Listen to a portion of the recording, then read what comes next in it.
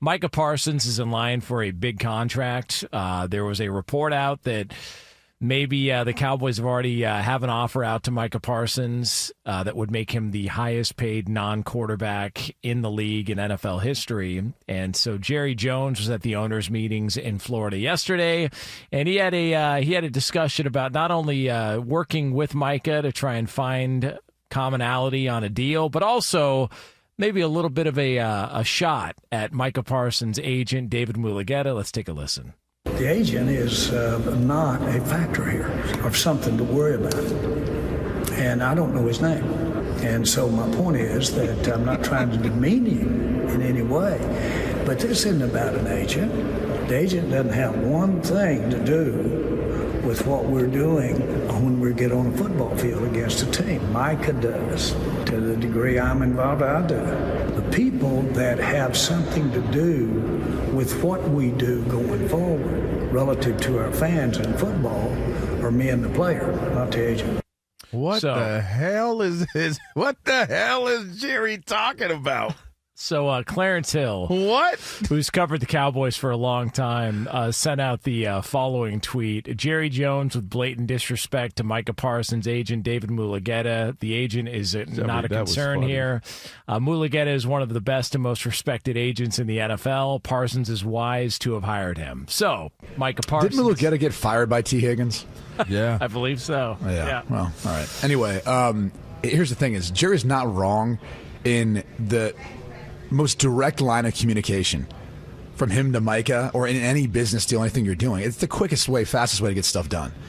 Like there's the people who usually mess up deals are the people in between who are trying to, look, David Mulugheta has done a great job for his clients. He's going to at times though continue to push. And that's going to it's going to make the deal harder to come by. It's going to take it longer for them to sign the deal. And then Jerry Jones is going to try to get one of his best players for as cheap as possible. That's just how it works. So the more people you eliminate in between point A and point B, the easier that negotiation is going to be. There is truth to what Jerry's saying. I just don't think it's going to go well in these negotiations. While I'll say your agent, this is something that should be stated, but isn't very clear more often than not. Your agent is your employee. Your agent works for you. You're paying your agent to work for you. That should be stated because I think that's something that gets maybe screwed up or gets diluted or gets confused. You're not best friends. It's not your uncle. He's not your dad. He's not your father figure. He's your agent. And that's where I will say it does make sense where you have the conversations with the people that you're going to do the deal with. If that's Jerry, you have those conversations with Jerry if you're the player.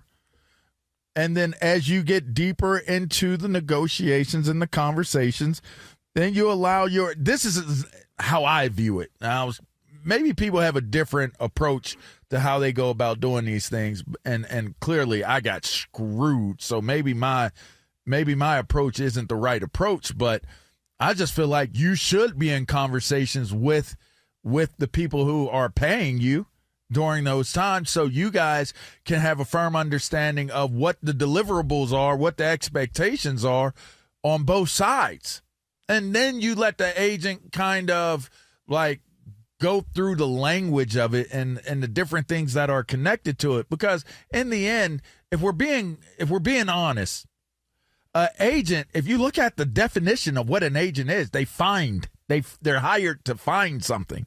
You find it, right? I find you a job, I'll negotiate your deal, and I take a percentage of it. You're not looking for anything with Micah Parsons. There's nothing to look for. There's nothing to seek. There's nothing to search out. Like when you look at the relationship aspect of it, I get that. You've built relationships through the years doing contracts with all the different, organizations. Okay, I understand. You guys may have a better line of communication, can get things discussed and worked out, ironed out, little details. Okay. But for the most part, you know what it's going to be. You know what the comps are. He's going to want more than Myles Garrett. probably, it has a great argument to get it or be right there at it. What else is there? What else is there? And as an agent, you could try to push the envelope as far as you can. But one thing that I've learned in life, you can price yourself out. There's the possibility of pricing yourself out. And you just got to be aware of where that threshold is as the player so that your expectations for your agent are realistic expectations too. Because if you're just relying on your agent's going to tell you what it is and this, that, and the other and blah, blah, blah, then you are at the mercy of what the agent wants to do. And that's not how it should be. Your agent is supposed to execute what it is that you want done. Get the education, understand what that represents, and have a conversation with your representation and let them go through it with the owner or whoever it is, the negotiator that's doing the contract negotiation. At least that's how I see it. Micah had his back. He defended his agent on social media, so it's good to see that they're in lockstep. He said, You'd hope he would. He's paying the guy. You'd hope he'd defend him. Yeah. A couple things on the actual negotiation, all this itself. As you would imagine, the Dallas Cowboys have waited probably too long to get, I wouldn't say a discount, but not to push the envelope down the road so far that you're going to see a deal that maybe tries to surpass Myles Garrett, right? And to your point, LaVar, I think he's put himself in that position because of his age. He's coming off his rookie deal and his production. So all those things are aligning for him to try to surpass that number that Myles Garrett just signed for. So that's one of the big things. The hard part for it is he's playing under his fifth-year option this year.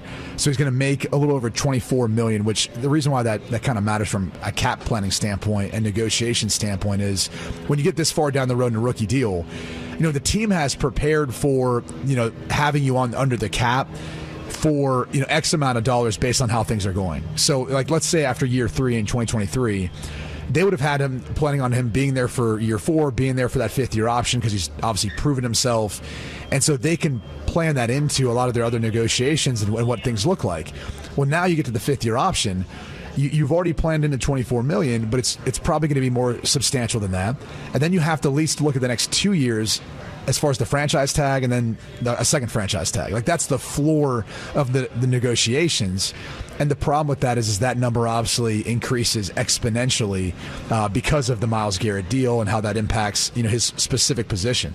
So this, I don't think it will be complicated because I think Jerry at the end of the day always takes care of his boys, his guys. He always has. But it seems like he does like waiting or making them wait, making them continually prove themselves. And that's just his way of doing it. If he's going to shell out a bunch of money and reset the market and pay these guys, top dollar, and that's obviously what David Mulugeta is going to try to do. He's going to try to reset the market at that position. They always tend to push the envelope so long to the point where it actually hurts the salary cap for the Dallas Cowboys. But that's been what we've seen Jerry Jones do for the previous, 3 big contracts they've signed with CeeDee Lamb, Dak Prescott, etc. Do you think Jerry really doesn't know who David Mulugeta is? Do you think he doesn't know his name? Well, he's old too. We should give him the benefit of the doubt. He is older. You know what I'm saying?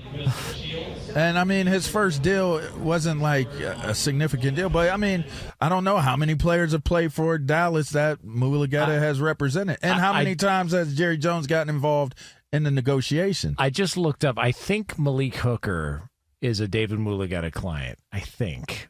Isn't Trayvon Diggs? I think Trayvon Diggs may be. I could be wrong. Here's what I'll say. I'll take him at face value and say he doesn't really know who he is. And sometimes hurt, man. Sometimes agents, sometimes agents are a little bit too high on themselves. The opinion of themselves is too high. Douchey? That's a good word. That could be a good word for it. It's just like your relevance is somebody you don't have to work. My agent's not like that. That's why I hired him. I don't care who your agent is if you're Micah Parsons. You're not going to have that hard of a job.